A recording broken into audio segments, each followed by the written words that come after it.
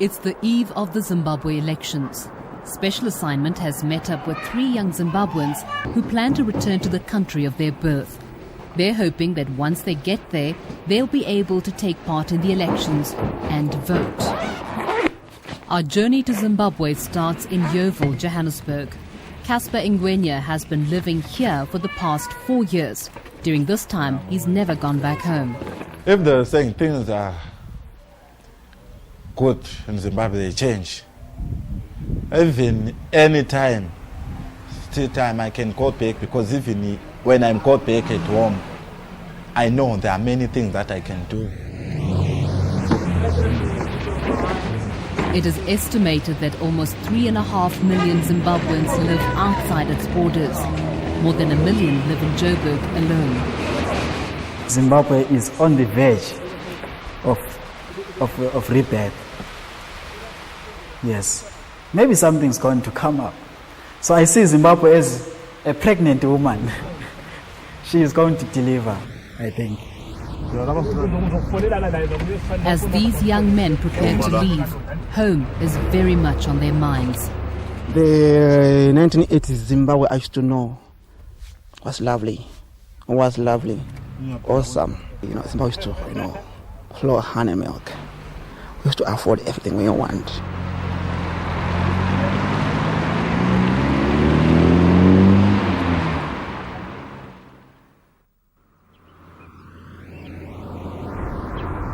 A day after leaving Joburg, we arrive in Bulawayo, one of Zimbabwe's major cities. Zimbabwe is a country of more than 12 million, 3/4 of them living in rural areas. It's landlocked, surrounded by South Africa, Botswana, Zambia and Mozambique. We've heard alarming reports of food shortages, a lack of infrastructure and economic crisis. Despite these reports, the city of Bulawayo was humming just a week before the country's parliamentary elections. We left the buzz of Bulawayo and drove nearly 200 kilometers to the small town of Lupane. Then another 70 kilometers to Casper Ngwenya's village, Nzola.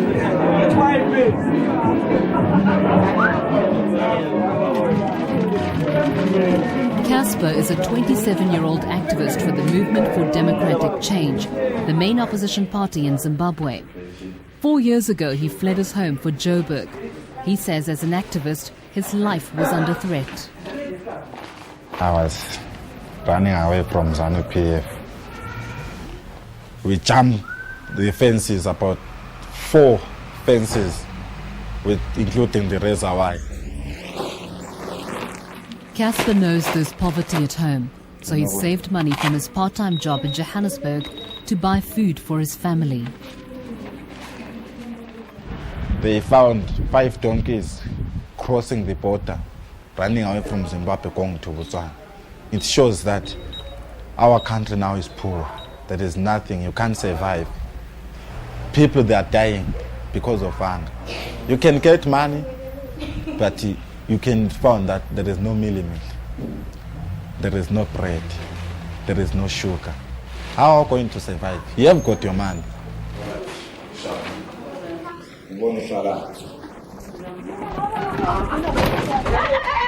Casper left in a hurry when he ran away to South Africa. He says he didn't even have time to say goodbye to his family. He believes this has brought him bad luck. He's still struggling to find a proper job in Joburg.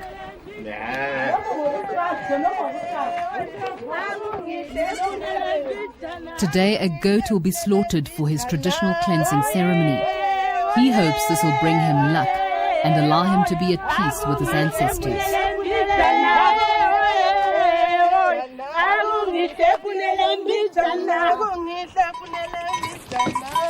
And hopefully his family will forgive him for disappearing without a word.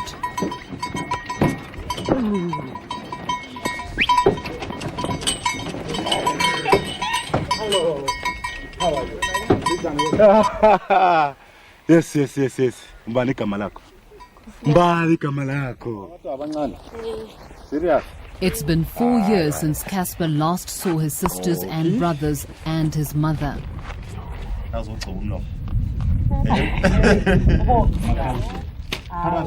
He's brought some basics home. He knows they need them desperately.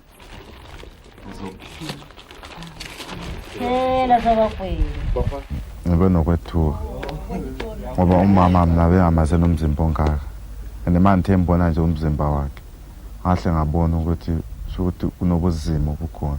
Lokithi kuzima ukudla siyakuswela izivunulo yonke into nje vela kudla into ngaphandle ukuthi isivunulo uphiwe mbe ngumuntu siyathatha insuku singadla ungathi uyacela kumakhelana uswele uyakuhlala phansi. For the Ngwenya family, days like these are rare, having their brother with them and enough food to last a few days. Right. Ikum. Kubuhlungu kakhulu ngoba mina ngisebenza and labaphothi sonke sikhona ngalapho ukuthi impilo yakho nezimo and usele nabantwana abancane lapha ukuthi ma uswelakala ukudla bonke abantwana lama bekhala bakhala bebheke Baba apho swa. so mina ngemenza ubuhlungu obukhulu kakhulu. So khona pha lokho sokomile khathesi akoma ngikuvuthwa koma ukuthi akulazulu lo mumbo wakhona so ukuthi khathesi singawuhulula uyawugaya mana yikho ukugiga lokho akulamba manje kuphomba ngamakhasini benthe abantwaneni bantwana sithatheni lokho sihululeni sizagiga khonokho yona le indlela ezaphuma yempuphu yesizayile kuthi sokuzaba ngcono kodwa kwesikhathi esinganani khonokho nje babongaka kuthi zona ezo nsuku inyanga ezimbili ezintathu sokuphelile sesizidlala. In April last year, the World Food Programme provided food aid to nearly half of Zimbabwe's population. 38% of the country is said to be malnourished. In this area, so many men have left that the women and children now plough the fields and tend the cows. They draw water from boreholes. Drought has made life difficult for those who stayed behind. After the break, how other families survive.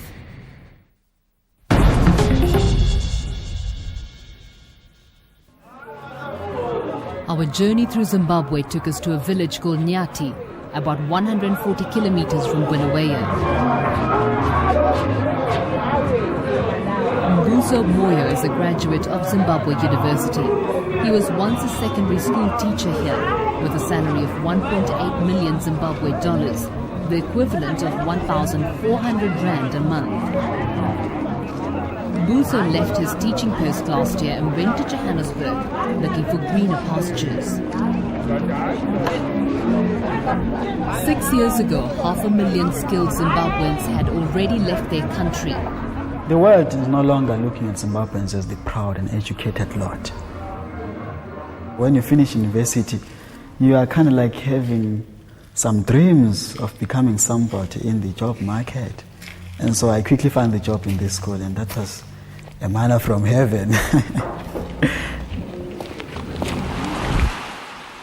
The major problem was the salary. My first salary, I was looking forward to buying a lot of things with my first salary. Fancy things. For example, a very good pair of tacky sneakers, a very good suit, jeans and t-shirts. But then when it came the month end, I couldn't buy any of those, even if it's a single one, because the salary could not buy anything. So that was a major frustration in my life.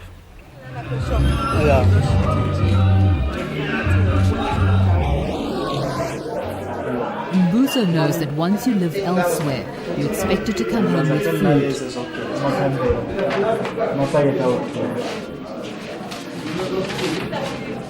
Mbuso's family lives in Nkozikazi, 40 kilometers from the nearest shops. He buys food, he says, because he knows how desperate his family is. When I approached home, really, I felt very bad within myself. As it is now, I really feel bad because the situation at home is bad. And as you see, they have nothing, and perhaps what I brought is going to push them to some distance. My father, perhaps when he saw me, he thought maybe I am a Jesus, I am a savior. At least I brought something to eat because they had nothing.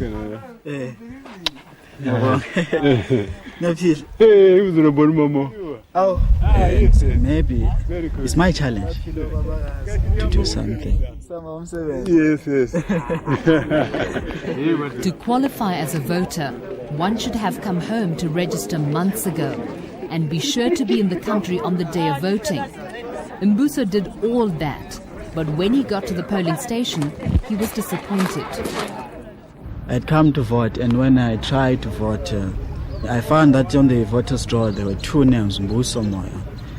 And those names actually did not bear any of my identity numbers. And so I was told that these are not your names because they do not correspond with your identity number. So I'm denied of the chance, the opportunity to express my political will and perhaps to choose. Those people are going to create some kind of inheritance for me. Next, we travelled east through the mountains to Bikita, a village in Masvingo. It's here that the mighty Zimbabwe ruins lie. Masvingo is in the province of Mashonaland, a stronghold of the ruling party Zanu PF. This is Takwana Makaya's home. When I left Johannesburg, I was expecting to see, a failed state of things. But when I got here, I'm seeing fields with, a little maize. I understand that these people are able to feed themselves. It's been 6 months since Takwana was last home. He went to South Africa to study, but plans to come back to his wife and kid as soon as he graduates. Takwana's family seems to be better off than the other families we visited. They survive off a small business his mother Regina runs. The crisis is about we are not exporting as we used to do. So we don't have a lot of foreign currency in the country. In recent years, there's been a decline in commercial farming. But there are thousands of subsistence farmers like Regina Makaya. Regina says she feeds her family and sells what's left to the community. We sell vegetables, rep, 2,000 a bundle. Some onion, we just sell 1,000. One. Maize, we just sell 1,000 per cob. That's what I used to sell. They don't have money, but they struggle. They just go somewhere and do something, then they are given money, so they come and buy vegetables to go and cook for their children so that they can survive. A lot of youth are now, unemployed in rural areas. Some of them, they resort to drinking. Probably want to cope with the pressure of unemployment. Some of them are graduates. Can you imagine a graduate student being in the rural area, just sitting down? What do you do? Takwana introduced us to his cousin Onwell Basikiti, an unemployed BSc Honours graduate from the University of Zimbabwe. Onwell has 3 weeks left in the National Youth Strategic Service. It's compulsory if you want to get a job after studying. Onwell says once he completes the National Service Program, he'll get a certificate that will guarantee him employment. The National Youth Service is youth, Zimbabwean youth, should be disciplined, should be patriotic, should be volunteers, whatever, and should be entrepreneurs. This is one of our government's policies, that everybody should get employment after going through this program. Many claim the National Youth Strategic Service has one aim, to brainwash the youth. Graduates are known as Green Bombers or the Youth Militia. Green Bombers, that is a name derived from the uniform we dressed. It's green. There's the other type of half-life that is green and big. Do you know it? That is a green bomber. People thought we are the Youth Militia, but we are not. We are very good born and bred Zimbabwean youth. But I'm from the National Youth Service. They come, they have beaten us. I've never beaten anybody. I don't. Onwell is married with a 3-month-old baby. He's been unemployed for the past 3 years. one of Zimbabwe's many graduates without a job.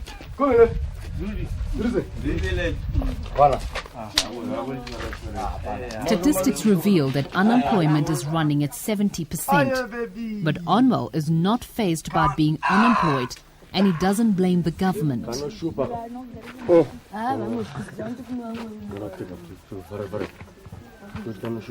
Don't blame the government. The government is causing hunger. How? Is the government God? No. God is there. Can make rain, cannot make rain. This year, he denied us rain. There's no rain. We're in a starvation and hunger. We don't blame the government. But some secos are blaming the government. There's hunger. The government is causing hunger. How hunger? Can Mugabe make rain for? Is it possible? Then the government gives me land to eat from. Simple. That's why I love my government. Should I get food from TM? That's very impossible. I don't have money. I use my land. That's the part of entrepreneurship I've been talking about. I should be an entrepreneur, growing what I want, eating what I want. After the break, looking elsewhere for a better life.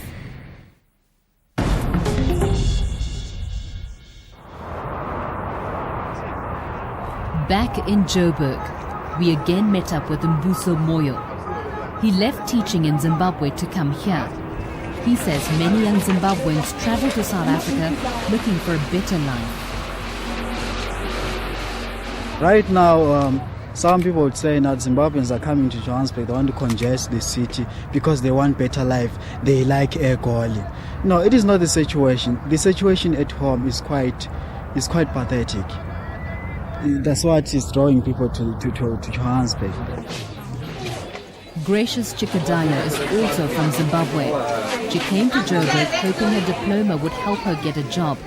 Instead, she says, she ended up a packer at a supermarket. I did beauty therapy at home, so I thought maybe when I come here, the chances will be a bit fine. But then I couldn't get a beauty therapy job just because I'm from Zimbabwe. And when I just produce my certificate, when they just see that stamp Zimbabwe, they wouldn't accept. Actually, I just do it, but I really don't like it. I really wish I can get my actual job. I've got a number of guys who are roaming around the streets in Johannesburg. They've got degrees. Some of them were together at the University of Zimbabwe. They have nothing to do. Some of them are doing manual jobs. They are packers, checkers, hyper. Some are even security officers. And those jobs do not befit their qualifications. Takwana Makaya has put his time at Wits University to good use. He says not all Zimbabweans come to South Africa to take jobs from locals. Many come to study, intending to go back home to help their country. South Africa is moving economically. South Africa is doing a lot of investment in the education system. So once I am here and I'm studying here in South Africa, I become marketable internationally. So white diplomacy for me doesn't work at any cost. It's working in favor of South Africa because South Africa is benefiting economically. Every day buses from Zimbabwe, they go across the Limpopo. People are coming here to buy many things because industries in Zimbabwe are closed down. South Africans are too xenophobic. They think once are here to grab jobs, are here to cause crime, or are here to do anything that is very, very bad. But not like that. Some people are here legally. Like me, I'm here to pursue my academic career. So I feel South Africans mustn't, go, Zimbabweans are like this, they're like that. Of course, some people, they move up to here because they are hungry, they are in pursuit of greener pastures. For MBC activist Casper Ngwenya, Johannesburg has its own problems. He is seeking refugee status. He says Zimbabwe is not safe for those who are politically active.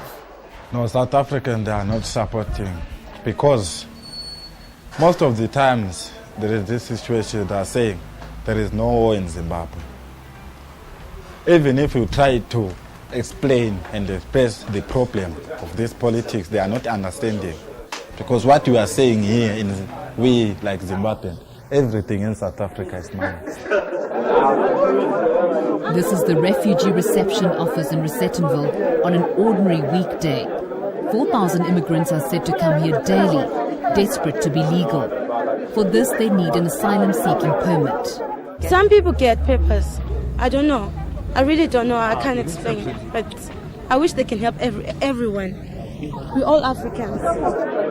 Immigrants know that with the asylum permit, they'll have access to education and be able to get work here. There are many people there and they are pushing each other. You can go there, first person, but they ended up pushing you until you be last person. Yeah, Friday, not this Friday, the first Friday of the month, February. Despite their country's many problems, the young Zimbabweans we'd travelled with were still hopeful for themselves and for their beloved country. We love Zimbabwe. People are yet to us to go back and work. Even me, after this, if things are fine, I'll go back and work. But the point is, how can I go when I don't have the information that I want? Your country is your country. We want to go back there. But only that situation, if everything may change, I think you'll never see millions of Zimbabweans here. Never. Really, I'm proud of Zimbabwe, but I'm very much concerned about the present situation.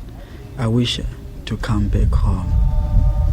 And really, perhaps if there has to be Zimbabwean Renaissance, I wish to take part in that. Yeah. Zimbabwe. Hey.